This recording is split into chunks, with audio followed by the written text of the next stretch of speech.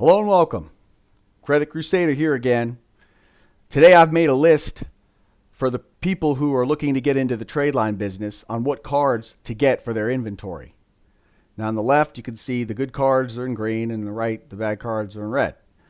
I've numbered them from best to worst going down. So the number one is the best card, and that would be Barclay. I'm going to go over each card individually and tell you the good and bad about them. Barclay is pretty much, I want to say, the king when it comes to authorized user trade lines. They're very, very liberal when it comes to letting you add and remove people. You can have 25 people on at a time. You can add and remove people online, which is like huge. They give you a nice list of who's on the card. So they are the best card for this. One of the things about them, though, is if you're adding people online, you need to make sure that the address that you put in for the client matches the address that's on their credit report. If it does not match, it will not post. And I'm talking if you forget to put in an apartment number, or you mix up avenue with a boulevard or something like that. So the address must match verbatim. So, that's pretty much the only downside with Barclay. Now, you can call in to add the social security number to bypass that, but I would advise against doing that because I've noticed that after a while, the Barclay will no longer allow you to add and remove people. They do not close accounts, but it will come a point where they will stop allowing you to add and remove people. Now, Barclay also is cool because you can have more than one Barclay, and when a card is no longer able to, or an account is no longer able to add and remove people, you can take the available credit and move it on to a new Barclay with the same account holders. So it's another way to bypass them blocking you from allowing you to add authorized users. Barclay is definitely hands down number one. So if you're looking to get into this, you need to get as many Barclays as you can. All right, moving onward, we have Regions Bank. Regions Bank is a very good card. It's only certain people are going to have access to this in the country. I believe they're mainly in the South, but they're very liberal as far as allowing people to add and remove. You can add people online, which is great. In order to remove, you need to call in. They take a social security number online, which makes it posting a lot easier for profiles and whatnot. They do not close accounts. Just like Barclay, they will just no longer allow you to add and remove. They do not let you have a list, though, like Barclay. You don't get a list in the back office of who's been added. So you need to do your due diligence and make sure you keep good records of who's been put on this card. A little trick that I've heard of is just hold on to the card, and then that's how you know. And then when you take them off, you just cut the card up. But Regions is definitely a great card to have in an inventory. I highly recommend it. Next is TD. TD Bank is a lot like Regions with, as far as adding and removing people. You can have a lot of people on at once. They don't close accounts. They just stop you from being able to add people to the account. I always, in general, I love cards that do not close accounts, because when an account gets closed, especially for a card holder, it puts a bad taste in their mouth. They start freaking out, and sometimes you could lose you could lose a lot of cards that way. So, the cards that I've put at the top of this list, to the best of my knowledge and my experience, don't close accounts.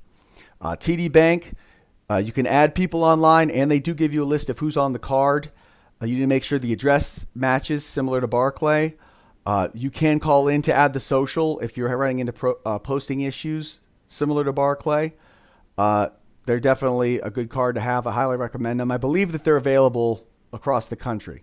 I know they're available down south where I am, but again, another great card to have for an inventory. Next on the list is BBVA. BBVA, they're great. I believe you're allowed to have 6 people on at one time. In order to add people, you must call in. But one of the good things about BBVA is they give you a nice list. They take the social security number. In order to add someone, they take the name, date of birth, and social security number. Normally, if a card takes a social security number, you run into less posting issues, because addresses just sometimes, I don't know what it is, clients can't figure out how to write an address correct. I don't know. Or, the person who's on the other end of the phone when you're giving an address will screw it up. So I always like cards that will take a social security number. BBVA is definitely one of them. They give you a nice list on the phone app, but not on the computer back office. So you need to look at the phone app in order to see who's on the card. In order to add and remove, you must call in to do so. That's why I'm going to give them, a less of a rating than TD Regions and Barclay. But definitely a good card to have. And I believe they give good limits too. All the cards up at the top are pretty generous with their limits. Next is PNC. PNC, they're great. They're really liberal. One of the only problems with them is that you can only have 3 people on at one time. PNC, they take the name, date of birth, and social. They do not give you a list of who's on the card, but you can add people online, which makes it a lot easier to get card holders to do it, and it eliminates a lot of screw-ups. As far as PNC is concerned, I believe it posts to all 3 bureaus. Same thing with BBVA, TD, Regions, and Barclay. That's why these cards are at the top. These are these are the best cards to have in regards to doing this. They command the most money. They're the easiest to sell. It's what everybody wants. Next on my list is My Synchrony. Now, I'm going to say My Synchrony and not Synchrony. Well, Synchrony is kind of weird. They have different types of cards. My Synchrony would be, Care Credit, Car Care, Guitar Center, cards like that. My Synchrony is good, as far as their cards. Some of the catches, though, are they will shut your card down eventually. You can have 3 people on at once, which is not bad, but it's not great. One thing about this card, though, is that if you add someone and then remove them, they stay on the card. It just stops reporting. So you can essentially get a lot more mileage out of this card if you have it in an inventory and add someone every month, because if you take them off, it doesn't report like terminated or closed like Barclay and Regions. It just stops reporting. So My Synchrony, as far as Care Credit, Car Care, Guitar Center, Ashley Furniture, those are good. Now, I'm going to warn you that there are some My Synchrony cards, like Sam Ash is another good guitar store. American Signature Furniture. They do not allow authorized users. So you need to do your due diligence on which cards you get in the My Synchrony collection. But as far as adding and removing people, you can do it online within a text box. Do not just add someone in the back office by typing in their information, because it will not post. You need to make sure that they take the social security number when adding your clients. So you want to either call, or you want to use, there's a little chat window that you can talk to a representative. They're going to make you verify yourself, through your phone and what have you, but it's a lot easier than actually calling in. So My Synchrony is a good card to have, as long as you get the right one that allow authorized users. Moving on, Wells Fargo. Wells Fargo, they're a good card. They only report to 2 credit bureaus, so that's why I've moved them down on the list. They only take the name, date of birth. So as far as posting is concerned, you need to make sure that the client has the same address as the card holder, or it will not post. This is another deterrent. A lot of clients don't want to put someone else's address on their credit report, so it can sometimes be a harder sell. Wells Fargo is pretty liberal when it comes to adding and removing people. In order to remove people, you need to call in, and they do not give you a list of who's on the card in the back office, so that's something you need to keep track of. But as far as, a card is concerned, it's pretty good for this. I haven't seen them close an account. I've heard them closing down accounts, but I haven't experienced it firsthand. They're a good card to have. Next is Synchrony. Now, when I say Synchrony, Synchrony is different than My Synchrony. When I say just regular Synchrony or not My Synchrony, I'm talking about, TJ Maxx cards, Dick's Sporting Goods. Now, these cards are similar to Wells Fargo, where the client must have the same address in order for it to post. A good thing about this card, though, is you can add people online. I'm sure that they will close an account if you habitually add and remove people a lot, so you need to watch it. But you can still definitely get some mileage out of this card. Now, a good thing about it is I believe they allow you to have more than just 3 authorized users. I believe each card is different. I know, what is it? TJ Maxx, not TJ Maxx, JC Penney's. They allow, I believe, 5 authorized users. It may be more. So, that's their card dependent on how many people they are allowed to add, but they do post. They post good. I believe they report to 2 credit bureaus. Next is Discover. Now, why is Discover so low on this list? I'm going to tell you why. Discover is actually a really good card. It posts to all 3 credit bureaus. They report more than once a month. So that's, fast posting. That's always good in this business. They give decent limits. You can add and remove people online. They take the social.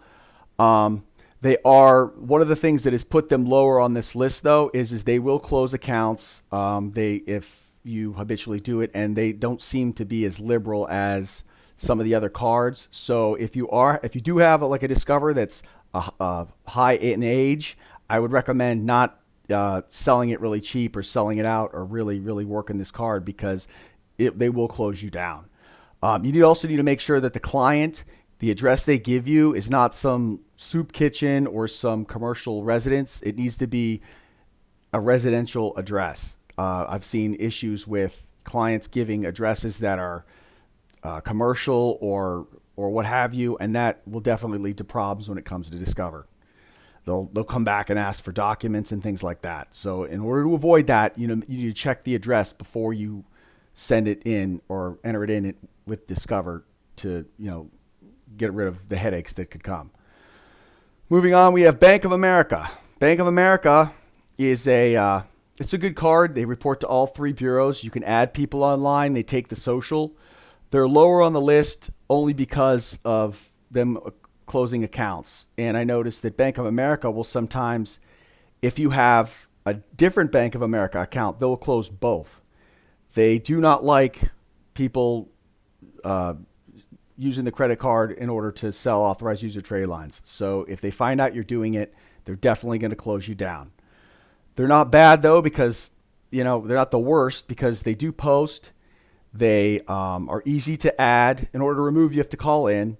They don't give you a list of who's on the card. Actually, no, they do. I believe if you say you lost your card, they'll give you a list of the people who are on it. But it's something that I would be very cautious as far as adding and removing people. I would do it lightly. Next on the list, we have Capital One. Now, Capital One, they're pretty good. They're under Bank of America only because if you habitually add and remove people, they won't close your account. This is the weirdest thing. They won't close your account. They won't stop you from adding authorized users. They will actually lock your account and then ask for documents of every person that you've ever added. And even if you send the documents in, they still may not open the account up. They really get pissed off when they see you adding and removing people, for monetary gain. You can add and remove people online. With them, you're going to need the phone number, though, the client's phone number, as part as the adding process. They post good. I believe they post to all 3. They're just one of those cards, again, like Bank of America, where you kind of don't want to go ham on it because they will lock you up, and then you're kind of screwed. I've had clients or card holders get their Capital Ones locked up, and then they puts a bad taste in their mouth. They freak out, and then they pull all their cards. So it's a word of warning. Citibank. Now we're getting to Citibank is one of those cards. It's like I always find card holders who have old Citibanks with big limits, but I'm always worried about adding and removing people, and I'm going to tell you why. Citibank, they report to all 3 credit bureaus. They they do take the social if you call in, but you've got to go through this extra security measure, which is always nerve-wracking, and they will shut down your account if you habitually add and remove people. Citibank is just one of those cards. Yes, they post. Yes, they post to all 3, but it's a pain in the ass to add people.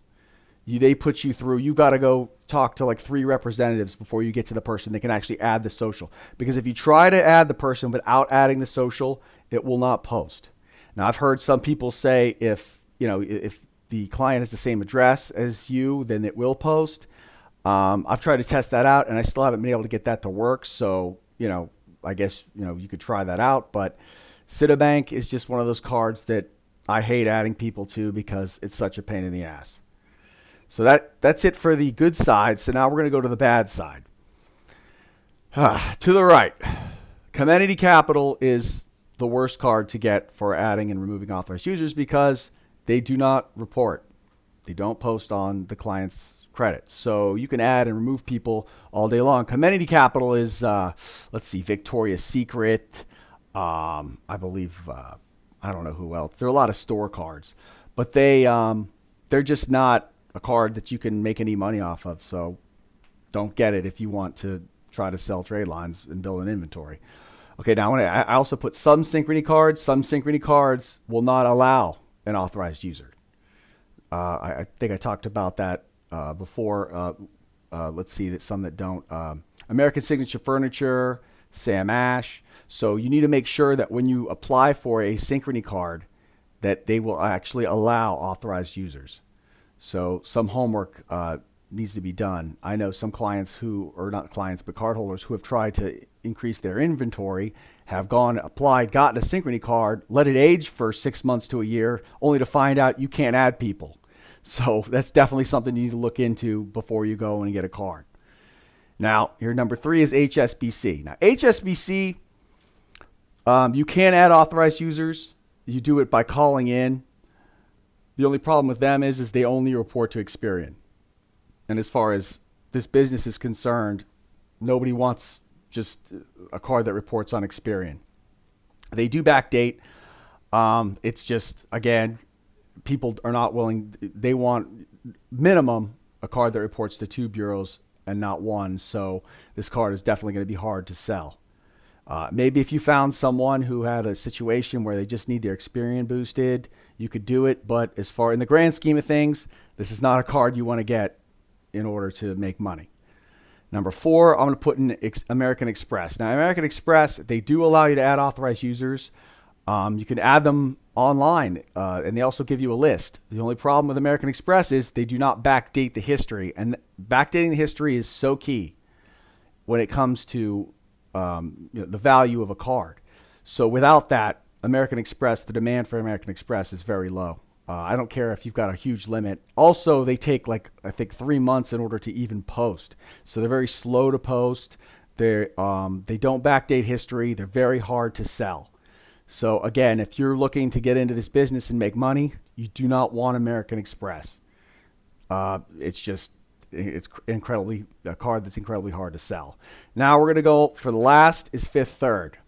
Now Fifth Third, they I believe they're located everywhere. They allow you to add authorized users, and I believe they report to all 3 credit bureaus. The only catch with them is in order to add people, you have to send in a sheet, and they will not report on the other on the client's credit unless you're married or you're actually blood related to them.